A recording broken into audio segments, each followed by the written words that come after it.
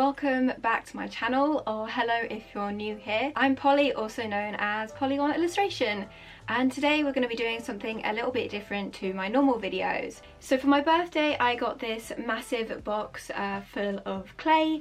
It's from Sculpd. I haven't actually had the chance to go through and make anything with it, so that's what we're going to be doing this week. I think I'm going to try and make 2 or 3 different things.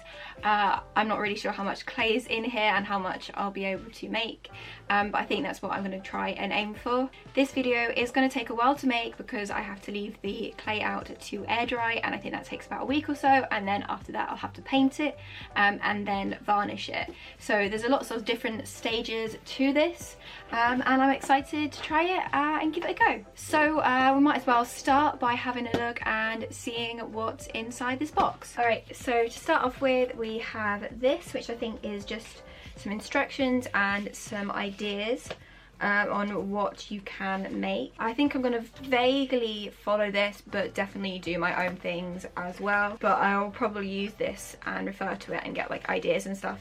2 bags of this clay. This is a lot of clay. I'm not sure how much exactly.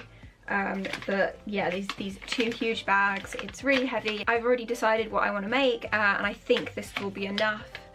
But we will see. You do have to be really careful with it because it's air dried clay, so I'm a little bit worried about it possibly drying up, but I think these bags are going to reseal really well, so hopefully that will stop the clay from drying out. Then we've got this little bag which I think has all my tools in it. Yeah, it does. There are 4 different tools in here. Oh, 5. These will be used to help me create what I'm making. And there's also 2 paint brushes, this sponge, and then the base coat, white paint, and the varnish paint. So let's get into making something.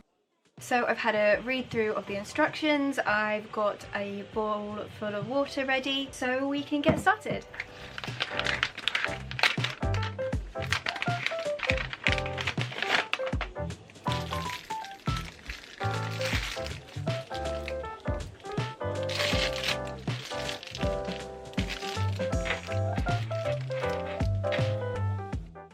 For my first clay piece, I wanted to take inspiration from the instructions included in the kit's guide. So I wanted to make a strawberry pinch pot. However, it would have a lid, so it would really be 2 pinch pots stuck on top of each other. So I started out by making the bottom. It did take me a few tries to get this right, and I have to be honest now, the final piece still wasn't 100% perfect, but I think for my first attempt it was a really good go. And I think with pinch pots they're not really supposed to look 100% professional anyway, because it's all done with your hands. There's no other tools or technique used, so it's really hard to get that perfect look. So here you can see that I'm using the sponge and some water to kind of smooth down the rough edges and make it look really crisp and nice. There are still some bumps left there, but you know, strawberries aren't 100% perfect. So now I'm working on my next piece. I go back and do the top of the strawberry later, but at this point I am just making another ball, and I'm going to be making a little dog. So I'm using this tool to scrape some like scratchy crisscross patterns into the clay. As you can see, this is to help the legs of the dog stick on and be really firm. So to get the legs of the dogs to be the same size, I ended up rolling some clay and then cutting it into 4 different pieces. This made sure that the pieces were a similar size as I could possibly make them, and they look really uniform and nice, and they don't make the dog look a little bit odd with having different sized legs. I did end up reshaping the clay to make sure I was really happy with how the legs looked. So I just made 4 of these little pieces and I stuck them on. Initially I just gently pushed the legs into the body, and then I used my tools to smooth out the edges and really blend them into the dog's body. This makes them really secure and it makes sure that they won't break off. Of course I also scored the undersides so they have a good grip and are really unlikely to break in the future. Then once I'd got the legs made, I went on to make his ears. I'm making a very basic dog here. There's not much shape to it, but I think that's really cute. And I just wanted to do a really simple animal that wouldn't need much skill while I'm just practicing and learning how to use clay for the first time. Blending in the nose was probably the trickiest part because it was a bigger sized shape. And I really had to make sure that it looked really smooth and natural, but I think I did a good job of that in the end, and I'm really happy with how it turned out. I did use my fingers quite a bit for this process to make sure it was really nice and smooth, but I did keep my fingers wet to make the blending process even easier. So once I've finished with the ears, we went on to doing the tail and did exactly the same process. Now my bottom pot had dried a bit, I decided to start making the top of the strawberry. I did this because I wanted to make sure I wouldn't lose the shape of the bottom of the pot, and then I could use it as a base to get the shape of the top of the pot correct. As you can see, I'm kind of like smoothing it around, making sure it's really nice and the bumps are removed. Then I made some leaves, used the hatching, scratching kind of method, I'm not sure of the name of it, to make sure the leaves stuck to the pot. I also went in and moved them around until I was really happy with the placement. And I ended up filling up this little hole with a tiny bit of clay just because I wanted to put a stalk on the top, and I was a little bit worried it wouldn't work very well, so I ended up creating this flat piece to make it stick better. Once I've made the stalk and stuck it on the top, I went through and blended it in to the whole piece. I went in with my tools and added some extra definition just to make the leaves really stand out. Since I'd finished my two other pieces, I went on to making my last and final piece, which was going to be a little mushroom guy with a face and arms and legs. I just thought it'd be a really cute thing to do. So here I am making the base of him, and now I'm making the top. It was really hard to get the top to be the shape I wanted, but I do think it came out really well in the end, and it was really nice and smooth and there weren't that many bumps. I definitely think I got a lot better at working the clay once I got to this piece, especially compared to my first attempt with the strawberry. So here I am popping the mushroom top onto the guy, and then I went and made some feet and attached them to the mushroom, and then I made some arms as well. They were pretty simple to make. I just rolled a small bit of clay into a circle, and there you go, you've got your arms and your legs.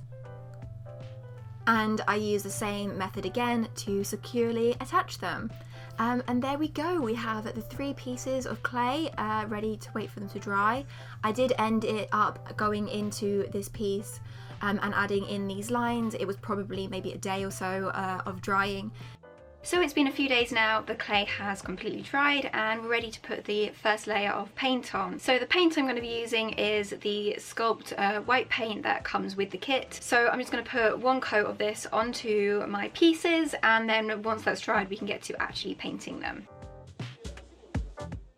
This bit is kind of boring. I am just painting my individual pieces in white.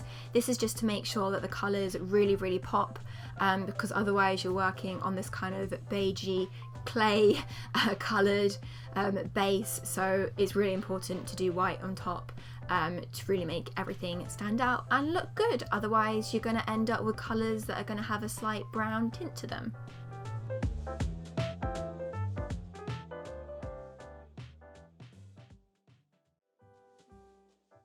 As I'm using a lot of red for this video, I started out with the red paint. I painted the strawberry, both pieces, and then I went and painted the mushroom. I feel like the paint really dries super quickly with this clay, so much quicker than it does on any other type of medium. I don't know why. If someone knows the science behind this, please let me know in the comments. I'd love to know why. But yeah, it probably took about 10 minutes for the paint to dry super quick. This isn't even specialized paint, it's just my normal acrylic paint that I use for everything. I ended up going and taking some Posca markers and painting on the strawberry seeds. The reason I did that is just because you can get so much control and better detail using markers rather than using a paintbrush. This did take a while for me to do. I ended up going over each seed twice, so it took forever, but I think they look really good and they stand out really well. Then I took this creamy coloured pen and drew on the spots on the top of the mushroom. I made sure they were evenly spread out and looked good, and I even added in this little cute heart-shaped spot just for an extra bit of fun. No reason, I just thought it would be kind of cute and quirky to have that there. I did find that the surface was kind of difficult to paint on at times, not because the clay was difficult to paint, but just the shape of the object made it really hard. So once I'd finished doing the main bit of the mushroom guy, I went back to my strawberry pot and ended up making little shadows around each strawberry seed to make them really stand out. And then I was ready to get my green paint out and paint the top of the leaf. I think I ended up doing 2 coats of this, but that was mostly just because my paint really wasn't that good. And I went in with some dark green paint just to add some extra shadows and shading, because you know, leaves aren't just one colour, there's various different colours within them. Then I went back to my little mushroom guy and painted on his eyes and his facial details with a Posca marker.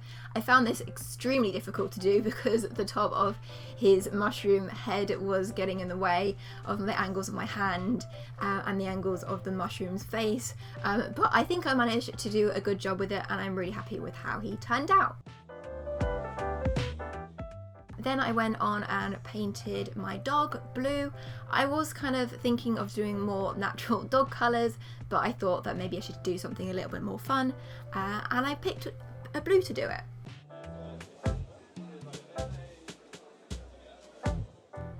I went in and added some light blue spots. I really like this colour, and for some reason this paint was so easy to apply, and it looks really good against the dark blue of the dog. I even gave him a little blue tip nose. Then of course I went back to my black Posca marker to draw on the rest of the face details, including 2 eyes and a little line for his mouth. So then we were ready to move on to the varnishing stage, which I actually ended up doing 2 coats of this. Sculpd recommend that you should do 2 coats. I think this is just to make sure that you've definitely covered every single inch of your item and make it really nice and glossy. So I have finished making my little clay pieces from my Sculpd kit. I really enjoy doing it. I definitely am still a beginner and I need a lot of practice. The strawberry pot especially was really hard to do, but I am super happy with how it came out anyway. Even if it's a little bit wonky, it kind of adds to it. And I'm really happy with how the little mushroom guy and the dog came out. I do think it's a really good kit, and I hope to maybe make more pieces out of it in the future because I've got so much clay left still. You can definitely get a lot of pieces out of this kit. You know, I could probably make this strawberry 5 or 6 times over and still have some left over clay, so if you're looking into starting clay, definitely get this box. It is quite expensive, but then with the amount you get, it's definitely worth it. I believe you can also get paints and other bits and pieces too, but I just used my own paints because I already had them, but they have like a huge range on their website. I know I'm speaking like I'm doing advert right now, but you know, this was a birthday present. They haven't paid me, haven't spoken to Sculpd ever. I just really like their kit. If you like this video, please don't forget to give it a thumbs up, and don't forget to hit that subscribe button and the notification bell so you'll be notified for when my next video uploads. So over the next few weeks I'm going to be working on some new bits and pieces. I'm really excited to show you what I've got planned. I'm also going to be working on restocking a few items that I hand make myself, just because the Horsham shop, which I originally thought wasn't going to happen this year, is now happening, so I've got a really quick 3-week turnaround to get everything ready for that. So stay tuned for the studio vlog, which should be coming soon. Anyway, thank you guys so much for watching, and I'll see you next time. Bye!